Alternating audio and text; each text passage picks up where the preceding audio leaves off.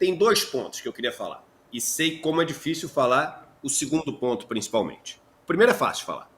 O primeiro é o seguinte, independente dessas desculpas, né, que estão sendo pedidas, dessas retratações que estão sendo feitas, e que são importantes de acontecer, e se não me engano, isso até atenua as penas, ou pode atenuar as penas dessas pessoas, né?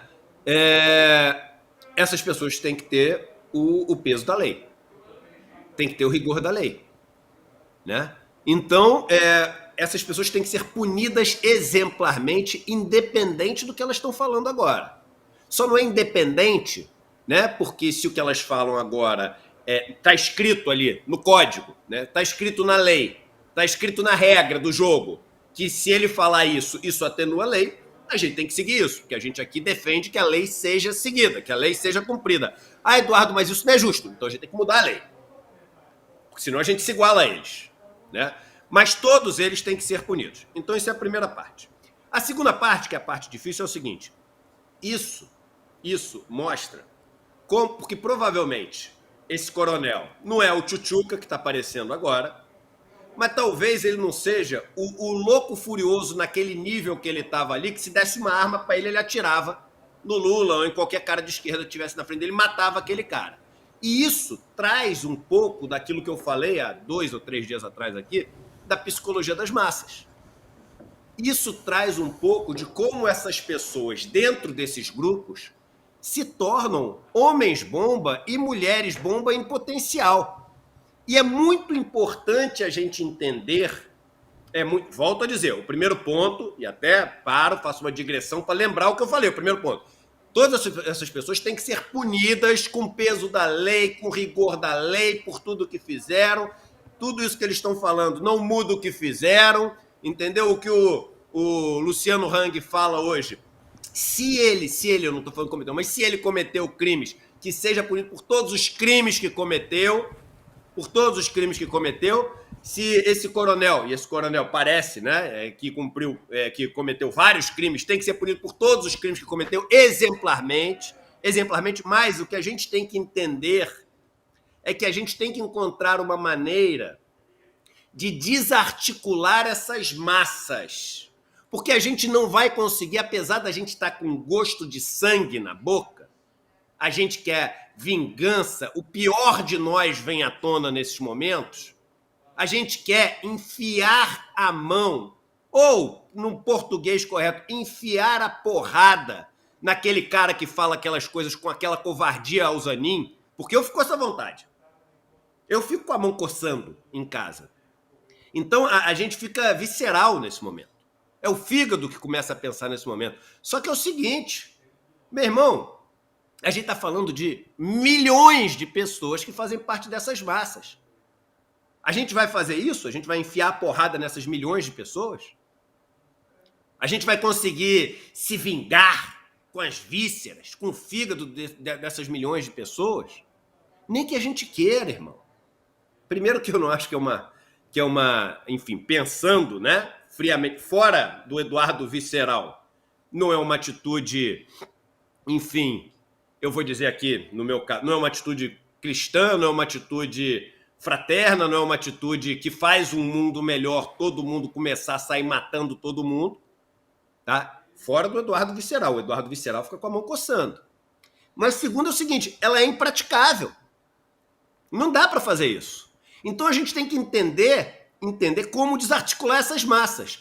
Eu não sei a resposta sobre como articular essas massas, mas eu tenho dicas de como articular essa massa, porque, por exemplo, a gente sabe que essas massas são articuladas, por exemplo, nas redes sociais, como a gente está falando.